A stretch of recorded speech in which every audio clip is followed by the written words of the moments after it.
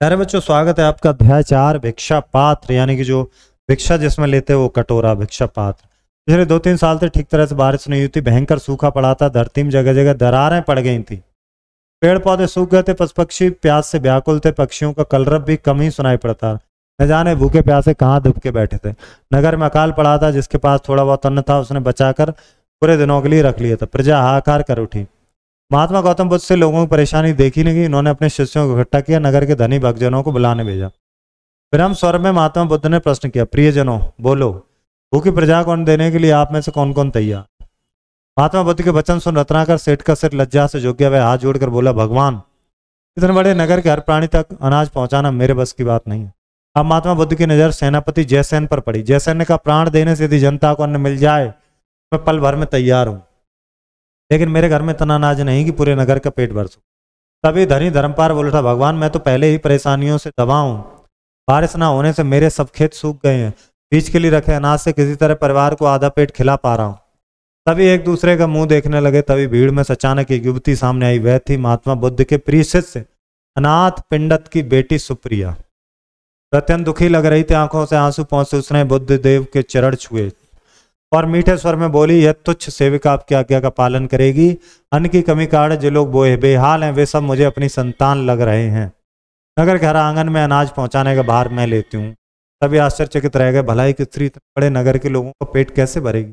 कुछ तो मनी मन हंसने लगे, कुछ क्रोधित हो उठे। किसी ने कठोर आवाज में ताना कसा, खुद को तो दाने दाने का भाव है, फिर इतना बड़ा काम अपने सिर कैसे ले रही है? तुम्हारे घर में क्या भंडार पड़े हैं, भरे पड़े हैं? ये सबके सामने से झुकाकर बोली, मेरे पास और कुछ नहीं, केवल भिक्षा पात्र के रूप में एक कटोरा है।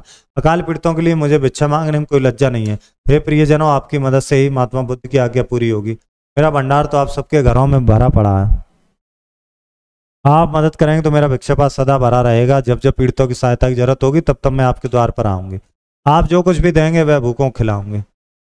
जब तक धरती माँ के आप जैसे पुत्र है तब तक चिंता कैसी?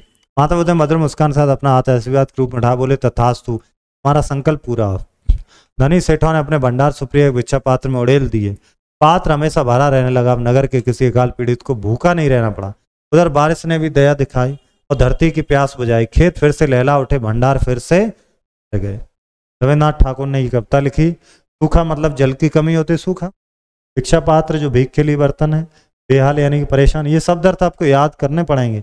संतान यानी कि औलाद, द्वार, दरवाजा, व्याकुल माने बेचैन, तथास्तु मतलब ऐसा ही हो, अभाव माने कमी।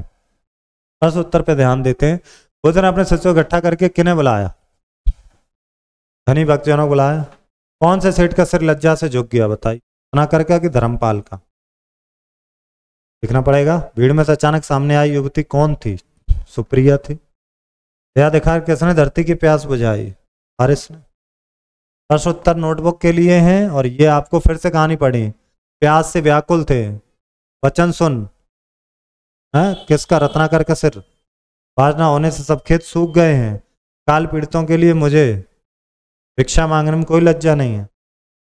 अपना हाथ उठाया आशीर्वाद के रूप में। चलो टिक लगाते हैं। अब धरती में जगह जगह दरारें पड़ गई ने। मैं 50 बोरे, अरे नहीं, हालत ही खराब है, बिल्कुल उड़ेल दिए। बहुत अनाज था, नहीं। खेत फिर से लहर उठे, भंडार फिर से भर गया। बारिश हुई।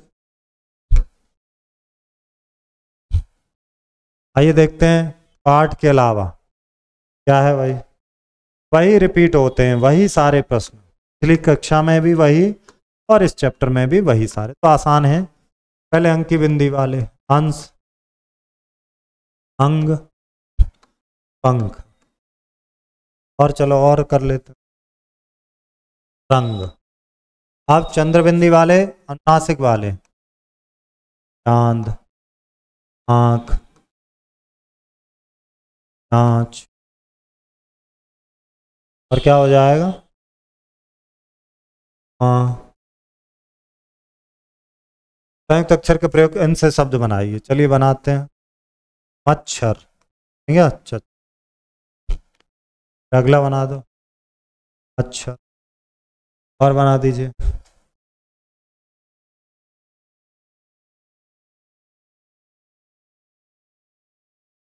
तुच्छ, स्तर, बिस्तर और कनस्तर। ठीक है, आधा ला और पा वाला। विकल्प, संकल्प, कल्पना, क्या आधा ला पा वाले, धा और धा वाले। विद्या,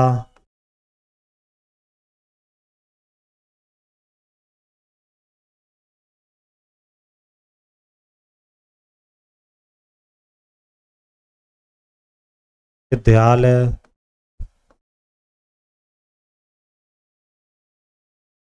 और विद्वान। विद्यमान भी लिख सकते। वह, व्यवहार, व्याकुल, ये हो गए व्यय वाले। द्वित व्यंजनों से बनाइए। अन्न, फिर गन्ना, फिर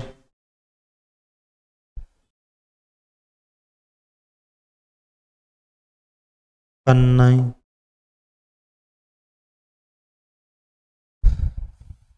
सज्जा,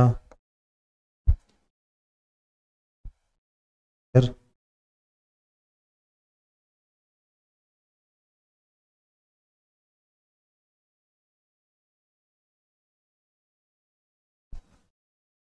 सज्जन, और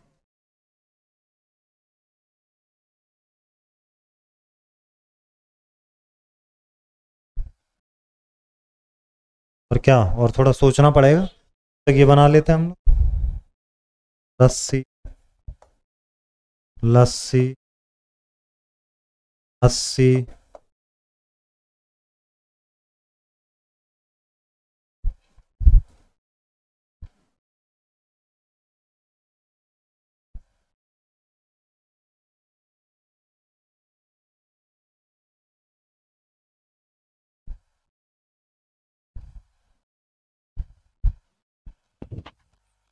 तो आधा जा पूरा जा वाला सोच नहीं, अभी दिमाग में आ नहीं पा रहा है।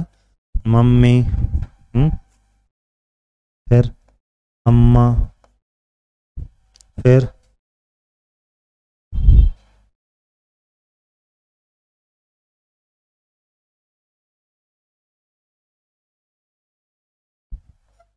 तुम्मा,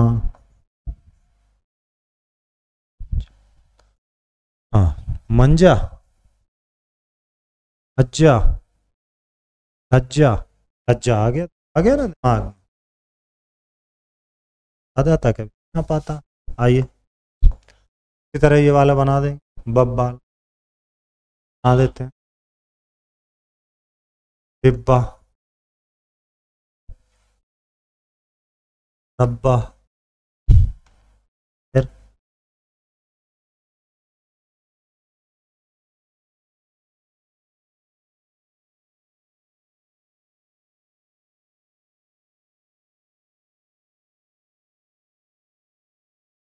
वाह, रब्बा, और क्या बन सकता।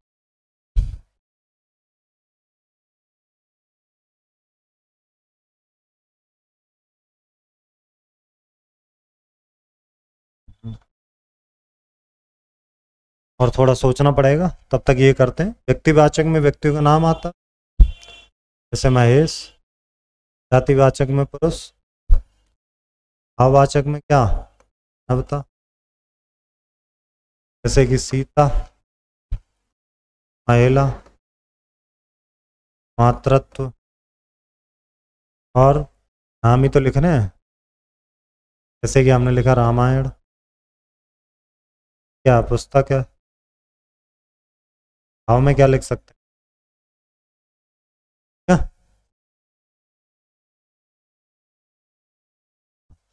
क्या जान, ये एक, या वो भी लिख सकते हैं।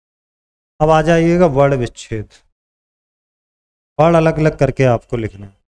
कुछ हम लिख ले रहे हैं, बाकी आप कर ही लेंगे।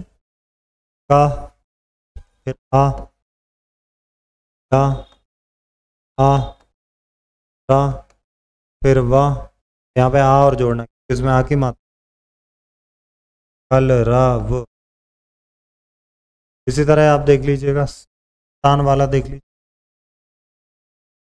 सा, दस, सा, दस ना, दस आ। ठीक, आगे बढ़ाएंगे, ये आप कर लेंगे पूरी, मतलब पास मतलब निकट उत्तरी, ये रिपीट हो गया। ठीक है, तो मैं बना दे रहा हूँ, कार्य पूर्ण करो, कार्य पूरा करो, ये लिखो।